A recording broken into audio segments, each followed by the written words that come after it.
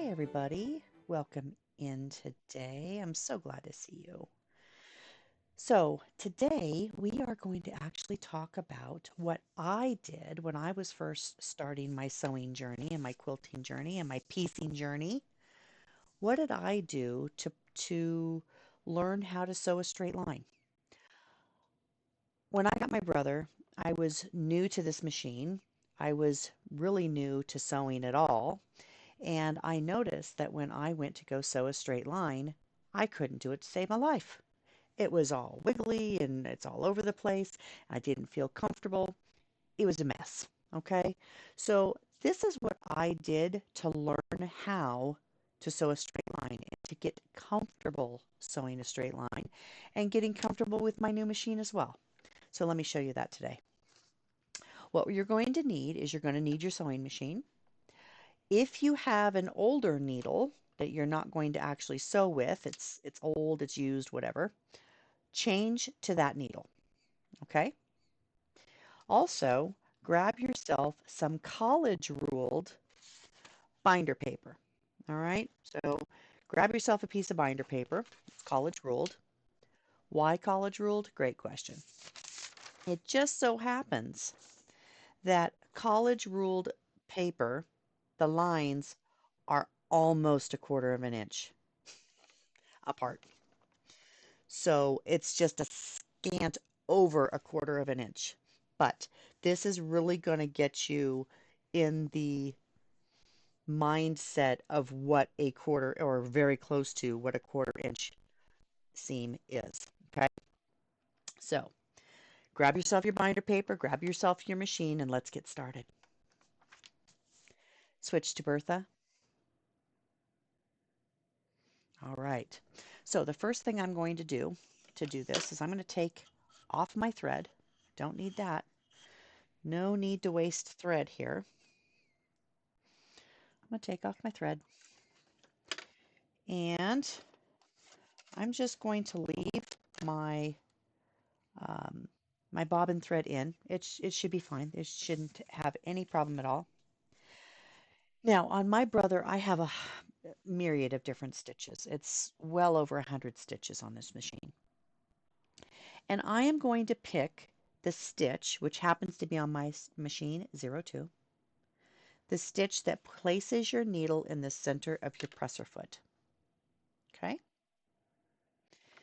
And when I do that,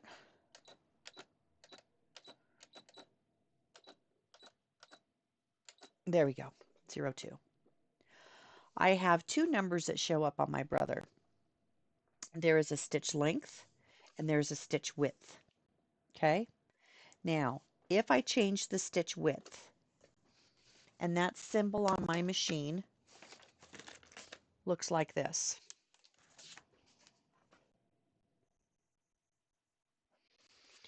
This symbol, the number next to that symbol, that is stitch width. Switch to overhead. The other symbol that I have on my machine looks like this. This is stitch length. Okay? So this is the length of your stitches. How wide are those stitches? So are those stitches going to look like this?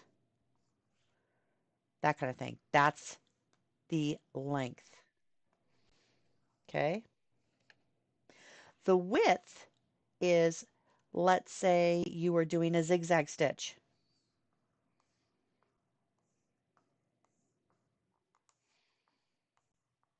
Okay? And here's the center of your presser foot. So the distance between here and here,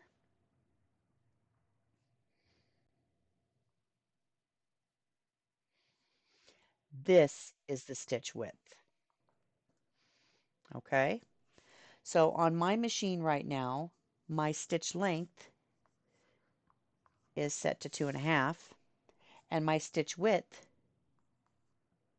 is set to 3.5. Now, when I'm actually, what I'm going to do is I'm going to move my needle over so that it is exactly a quarter of an inch away from the edge of my presser foot. So let me show you what I mean by that. If I can find a piece of old batting. Here's a good tip for you. Old batting, leftover batting pieces, works great for your whiteboards.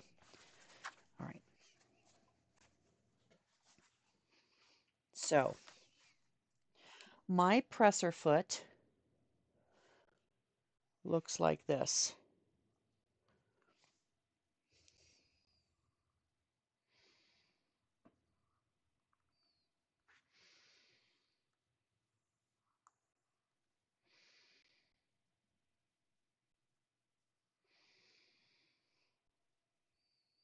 Okay.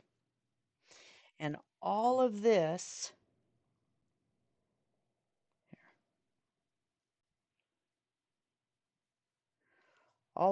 this is clear. Okay. And then all of this is solid. And up here is solid.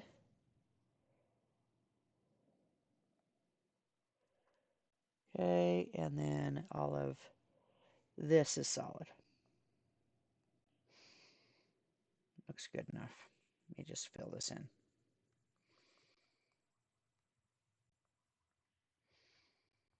Okay. And all of this is solid. All up here. Okay. So this is what my presser foot kind of looks like. And in here, there is this little notch here that shows me the center of my presser foot. There's like a little notch right here. So when I am on my stitch number 02, okay, my needle is right here in the center where that mark is. All right. The distance between that needle and the edge of my presser foot is definitely more than a quarter of an inch. So from here to here is about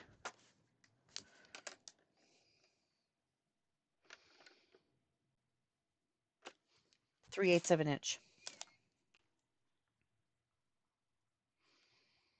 Okay, so that means I need to move my needle over closer to the edge of my presser foot so that it will become a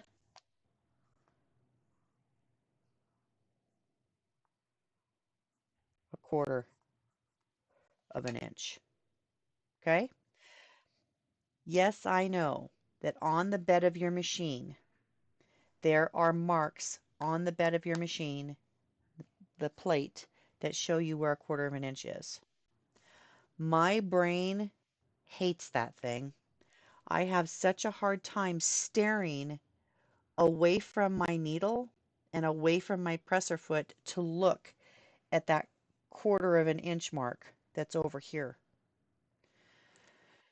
So what I do is I cheat and I actually pick my 02 stitch that starts my needle in the center and then I move it over so that it becomes that needle is going to be a quarter of an inch away from the edge of my presser foot. Okay? To do that,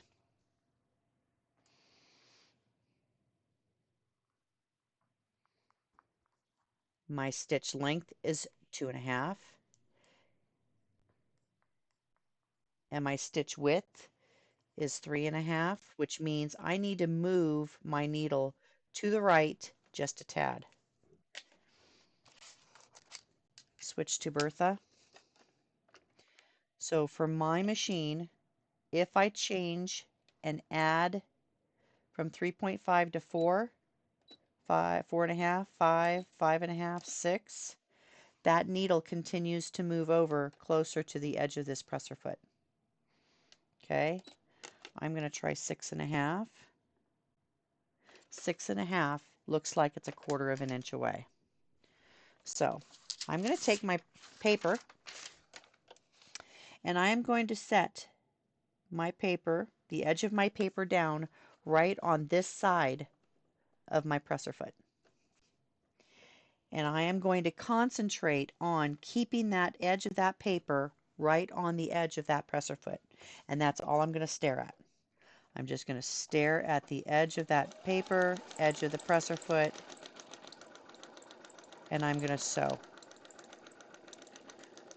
And I'm just looking at the same spot. Bring this up, and you're going to see I have holes on that paper now. See that? Let's check it. Switch to overhead. That is exactly 1/4 of an inch. Switch to zoom.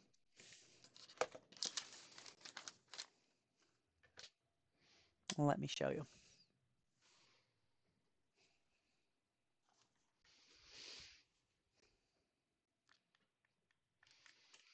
Okay, there's my holes. I'm going to line this ruler up with the edge of the paper, and those marks are right at 1/4 of an inch. You can't really see it very well here, but it is. Okay, so that is how, when I'm sewing, I practice sewing a straight line. Okay, now this is what I also want you to do. I want you to practice sewing on these blue lines. So I want you to put this binder paper underneath your presser foot and put this blue line right on the center mark of your stitching. Okay, so I'm going to basically I'm just going to change this from stitch 2 to stitch 1 and back to stitch 2. That gets me back to the default of that needle being right in the center of my presser foot. And I'm going to sew on these lines. Switch to Bertha. So I am going to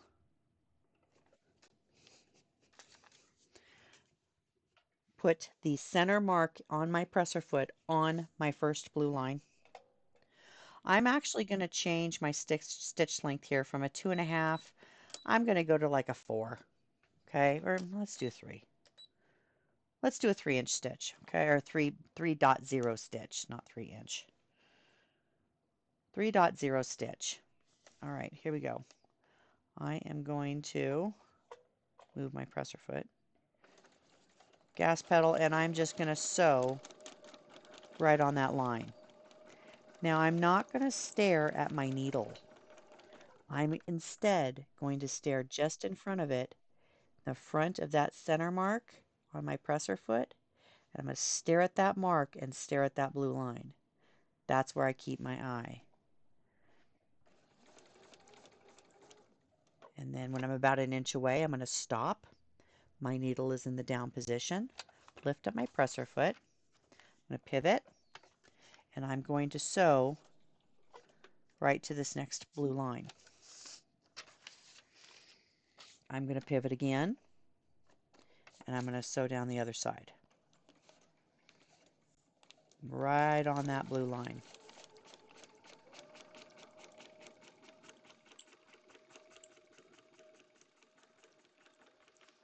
So I'm about an inch away, stop, lift up my presser foot, pivot again, sew to the next blue line.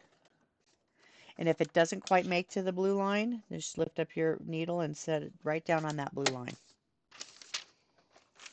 Pivot, sew down this next one. Got a little wonky there. This is such good practice.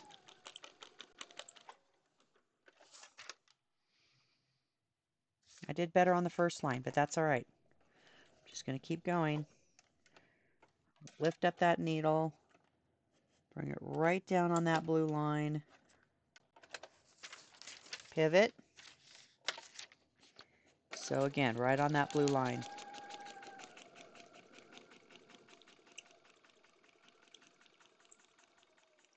So you can see why I tell you to use an old needle, by the way, because if you're using a good needle, you're going to be dulling it a little bit going through this paper.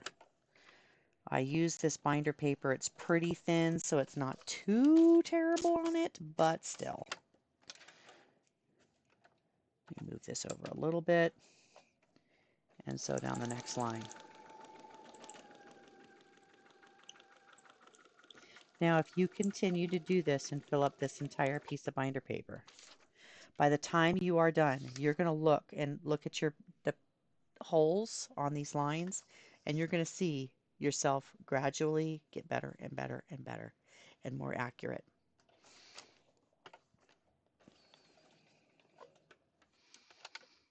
And again, if it doesn't quite reach that blue line, then just lift up your needle just ever so slightly and set it right back down on that blue line, okay?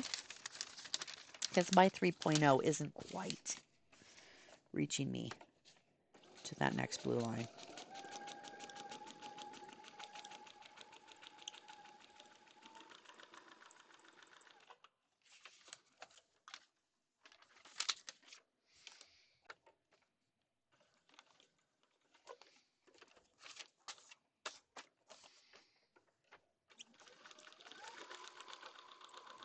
And pretty soon you're going to be going faster and faster and faster.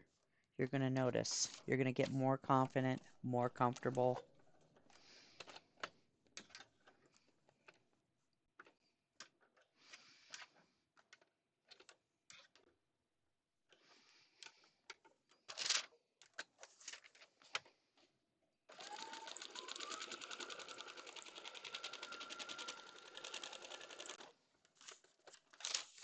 Okay?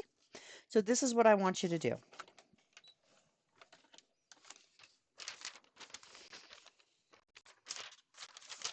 It's super hard to tell where those hole punches are, but if you zoom in, you can see them. Switch to zoom.